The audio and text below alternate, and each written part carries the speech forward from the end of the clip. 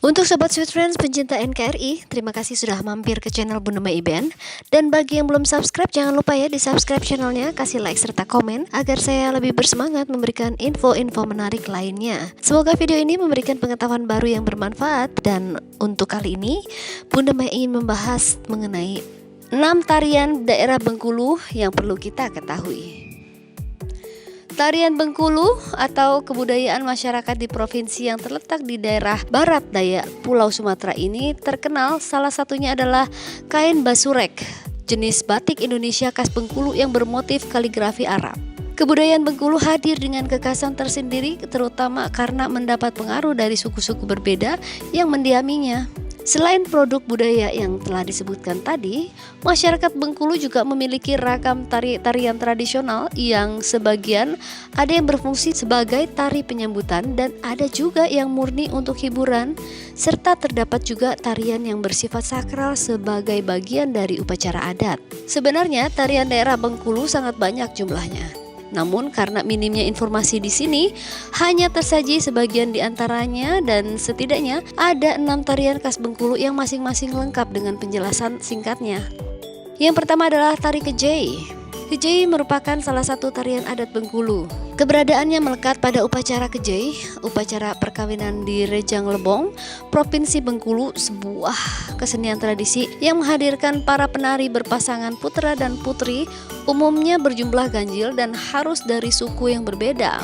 Sebagai bagian dari rangkaian upacara adat perkawinan, tari tradisional ini tidak hanya melibatkan penarinya saja, melainkan juga melibatkan mempelai pria dan wanitanya. Hal ini dimaksudkan sebagai pertanda pelepasan masa lajang kedua mempelai. Selain sebagai hiburan dari tari pergaulan, kejei juga merupakan tarian sakral yang mengandung nilai mistis. Ada beberapa aturan yang mengikat, termasuk para penari perempuannya yang harus masih perawan dalam keadaan suci. Jumlah ganjil diyakini akan digenapi oleh arwah nenek moyang.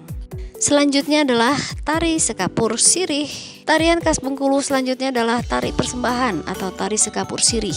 Tari kebanggaan masyarakat yang berfungsi penyambutan ini ada yang mengatakan terinspirasi oleh tari kejei. Selain untuk menyambut tamu kehormatan, tarian ini juga sering tampil pada acara pernikahan. Tari ini melibatkan 5 penari atau lebih dan lemah gemulai gerakan mereka harmoni dengan iringan musik dari perpaduan gong, kulintang, redap, dan suling. Mereka penari dalam balutan busana adat Bengkulu lengkap dengan atribut menghias kepala dan kaki. Satu di antara penarinya membawa lengguai sebagai tanda penyambutan kepada tamu di masa lalu dan tari ini hadir sebagai persembahan kepada raja atau pangeran. Saat ini ya berfungsi untuk menyambut tamu secara umum dalam acara pernikahan. Fungsinya adalah untuk menyambut sang mempelai. Yang ketiga adalah tari andun. Tari andun adalah tarian khas Bengkulu yang awalnya berfungsi sebagai sarana mencari jodoh. Dulu tarian ini tampil ketika masyarakat selesai panen padi. Seiring perkembangan, tarian ini kemudian lebih berfungsi untuk menyambut tamu atau memeriahkan acara-acara penting seperti perkawinan. Tarian andun biasa ditarikan oleh pemuda laki-laki atau bujang dan perempuan atau gadis berpasang-pasangan. Tidak jarang juga penarinya hanya perempuan, terutama yang belum menikah. Komposisi tersebut terkait dengan sejarah andung yang awalnya digunakan sebagai sarana mencari jodoh di musim panen padi. Yang keempat adalah tari lanan balek. Tari tradisional Bengkulu lainnya bernama lanan belek ini, dan tarian ini terinspirasi oleh cerita rakyat Bengkulu. Cerita tentang seorang bidadari yang terpaksa tinggal di bumi karena selendangnya hilang dicuri seorang pemuda. Sekilas memang mirip dengan cerita Jaka Tarub. Dalam pertunjukannya, tari lanan belek mencoba menggambarkan kisah di atas yang pada akhirnya sang bidadari berhasil menemukan selendangnya untuk kemudian terbang lagi ke kayangan. Penari lanan belek menggunakan pakaian adat khas Bengkulu berbahan bludru. Yang kelima adalah sendera tari Putri Gading Cempaka. Selain lanan belek, tarian Bengkulu yang juga terinspirasi dari cerita rakyat adalah sendera tari Putri Gading Cempaka. Ini adalah kisah putri tercantik dari Bengkulu Utara. Selain penuturan dari mulut ke mulut, kisah tetap lestari dalam bentuk teks dan merupakan dalam bentuk sendera tari. Hingga saat ini, sendera tari Putri Gading Cempaka ini masih sering tampil memeriahkan acara-acara kebudayaan di Bengkulu. Dan kisah Gading Cempaka ini adalah kisah cinta. Banyak yang ingin menikahi namun gagal. Singkat cerita, seorang pengelana dari kerajaan Pagaruyung yang berhasil menikahinya. Tari Putri Gading Cempaka dibawakan secara berkelompok atau drama tari. Penarinya terdiri dari perempuan dan laki-laki menggunakan pakaian adat Bengkulu.